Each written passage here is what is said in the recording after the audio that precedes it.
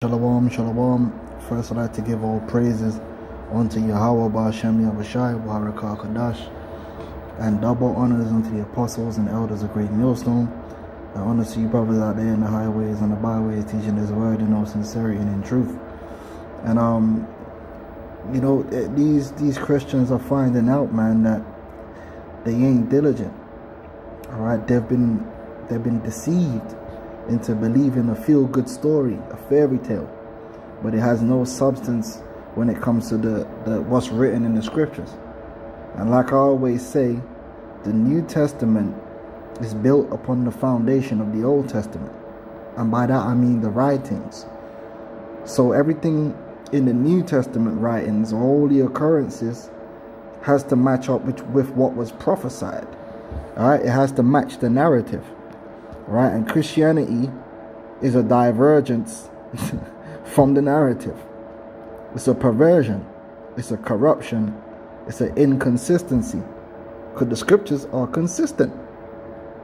Right, the scriptures center around the rise and fall and rise again of the seed whom the Lord has chosen, the seed of Abraham, which is the Israelites, and that's a physical seed on earth.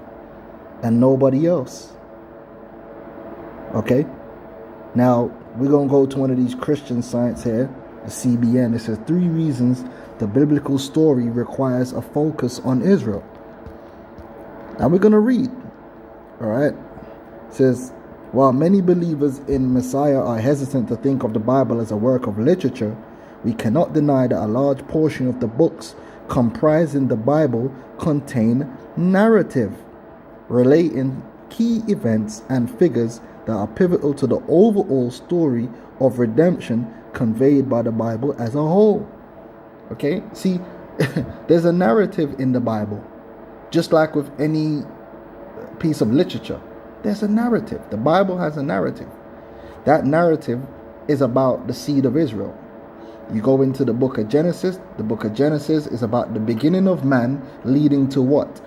The seed of Abraham, which is why when the genealogies are focused, they focus in on what? The seed of Abraham. Yeah, that's the main concern. You don't get the full genealogy of Ham, the full genealogy. You only get what you need. But when it comes to the seed of Abraham, you get the full genealogy. Yeah. Once Abraham came on the scene, the scriptures was about Abraham, then it was about Isaac, then it was about Jacob, then it was about the 12 tribes, until now. The scriptures have never ever been centered around the other nations. Read the Bible, you'll see. Every book, every prophet was sent to the Israelites. Okay?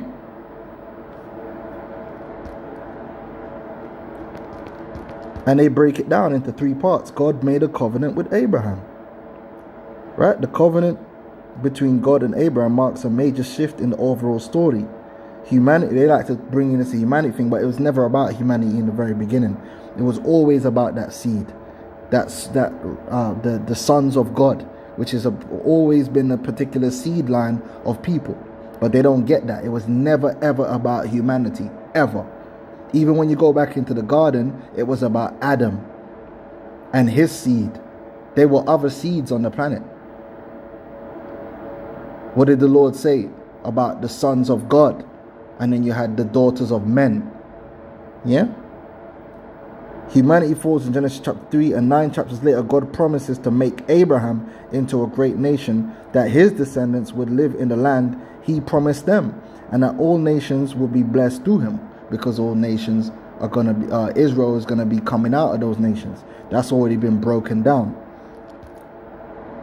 This last part is further clarified in Genesis 22, when God says to Abraham, in your seed, all nations of the earth shall be blessed, because you have obeyed my voice. Right? And then that is echoed in Revelations. That's echoed in Isaiah the 11th chapter. Because Israel is going to be gathered out and sanctified in the sight of all nations, from among all nations. With this covenant, we begin to see the redemption story unfold and the Messiah is the ultimate fulfillment of Abraham's seed. The focus shifts from our fallen state to the promises of God, and we learn that God always keeps his promises. And what did Paul say? Who were the promises towards? The Israelites. Israel is the main character in the Bible. If we remove Israel from our conversations about scripture, then we ignore the covenants that God made with her, which impact all nations. In fact, 70% of the times the word covenant is mentioned in the Bible, it is linked to Israel.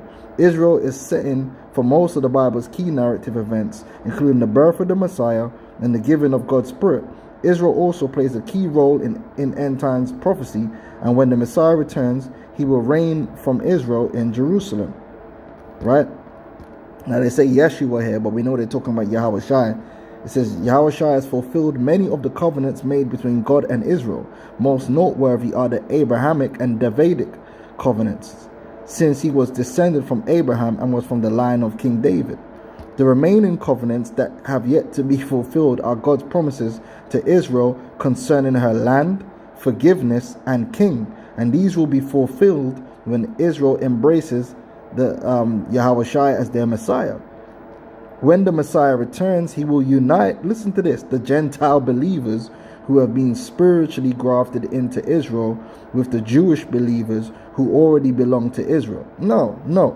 The Gentiles that were being grafted back into the Commonwealth were Israelites that were scattered throughout the other nations. And that's what's backed up in the scriptures. There's nowhere in the scriptures where the Lord ever prophesied good towards these other nations. They have no prophetic foundation for that interpretation of the scriptures. Okay, they have no background for that. You go to Isaiah 11:11, it tells you how the Lord is going to gather together the remnant of his people from among all the different nations. How he's going to, all the way through the scriptures, Lord speaks about gathering back his people back together from among the nations. Right? What does it say here? See, they will make the Most High a liar. These other nations are not going to be joined onto us in any way, shape, or form. Right? This is Deuteronomy 33:28. Israel, the seed of Israel, then shall dwell in safety alone. These other nations ain't going to be joined onto us or grafted in. That's talking about Israelites. The fountain of Jacob shall be upon a land of corn and wine. Also his heavens shall drop down dew.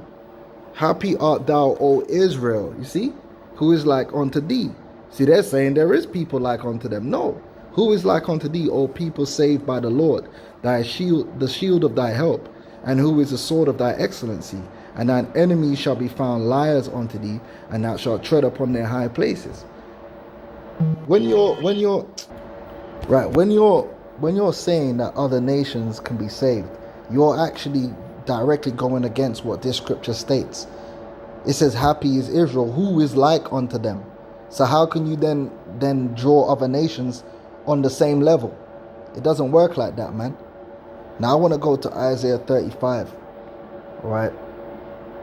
Isaiah 35:1 says this: the wilderness and the solitary place shall be glad for them, and the desert shall rejoice and blossom as the rose. Who's this talking about? The Israelites. Right? Because you go back into Isaiah 34, it's talking about the end times and talking about the Israel being brought back into the land. Right? In verse 16 and 17. 17 is talking about the land being divided. Yeah? Because that's what the Messiah is coming back to do. To restore the nation of Israel. That is the salvation. But Israel was scattered throughout the four corners of the earth. So when you go back then, you had the Jews in Jerusalem, but you also had the Israelites that were outside of that commonwealth, who were scattered among the nations, who were being called foreigners, because they were dwelling as followers among these nations and speaking their languages and following after their customs. That's the Gentiles that are going to be drawn back, because they're Israelites, and the promises is towards them. And that is consistent with the narrative of the Bible. The Lord drawing in other nations is inconsistent with the narrative of the Bible. Do you understand that? There's no prophetic foundation for such a thing. Especially when the Lord said he don't care about them other nations. So why would he save them? And save them from what? When they're the ones that are violating his people. He's coming to save us from them. And you saying he's going to save them? It's confusion. Right? It shall blossom abundantly. Let me say this. There's never been anywhere in the scriptures where the Lord was looking to save mankind. Point blank period. It shall blossom abundantly and rejoice even with joy and singing. The glory of Lebanon shall be given unto it. This is talking about the land of Israel. The excellency of Carmel and Sharon, they shall see the glory of the Lord and the excellency of our God. Right? Strengthen ye the weak hands and confirm the feeble knees. Say to them that are fearful heart, be strong, fear not. Right? Jeremiah said the same thing in Jeremiah 30. Behold, your God will come with vengeance, even God with a recompense. He will come and save you. And that's why it's written in Luke, we're going to be delivered from the hand of them that hate us. This is all about salvation for the seed of Israel. That is the plot. Yeah? Then the eyes of the blind shall be opened, and the ears of the deaf shall be unstopped. That shows you what the miracles that the Lord did 2,000 years ago represented. It represented the beginning of the salvation of Israel. Then shall the lame man leap as a hart, and the tongue of the dumb sing. For in the wilderness shall waters break out, and streams in the desert. That represents renewal, represents rejuvenation, life. Right? Beginning with this word, but then it's also going to happen physically in the land of Israel. It's going to become like Eden again. And it tells you that in Ezekiel the 36th chapter. And the parched ground shall become a pool, and the thirsty land springs of water. In the habitation of dragons, where each lays shall be grass with reeds and rushes. And a highway shall be there, and a highway, and it shall be called the way of holiness. The unclean shall not pass over it, but it shall be for those. The warfaring men, though fools, shall not err therein. No lion shall be there, nor any ravenous beast shall go upon thereon. It shall not be found there, but the redeemed shall walk there. Now who are the redeemed? Which that the word there would be Gaal. The ransomed of the Lord shall return and come to Zion with song and everlasting joy upon their heads. They shall obtain joy and gladness, and sorrow and sighing shall flee away. And that goes hand in hand with Revelations 21:3. And also Jeremiah. Yeah, that's the new covenant. The Lord shall wipe away all tears. It's talking about Israel. Israel are the ransomed of the Lord. What does it mean to be ransomed? Yeah, we're being bought back. We were bought with a price. Yahweh shall ransom us back. They ain't talking about the other nations, man. It never was. It never was intended to be towards any other nation. And that's the mystery of the Gentiles. It's talking about Israelites, man. Ransomed. To ransom, redeem, rescue, deliver. Yeah? That's why it's talking about they shall come to Zion. Talking about the Israelites returning. How can other nations return to Zion? Zion is not their homeland. You understand? Zion is not their inheritance. Zion is the inheritance of the seed of Abraham, as he had promised, and they shall not share it with anyone. That's confusion. The Lord don't believe in that. The Lord don't even believe in you planting the same crops together and you mixing fibers, and you think he's gonna mix up a whole bag of nations together to create one nation? Are you lost your mind? The nation of Israel, the seed of Israel, was separated from all other seeds, and it's going to continue to be separated. And it's blasphemy to say that the Lord is going to defile his holy people by bringing in the unholy seeds among it. That's a corruption, and that was never the Lord's intention. So if that, I'm going to say shalom.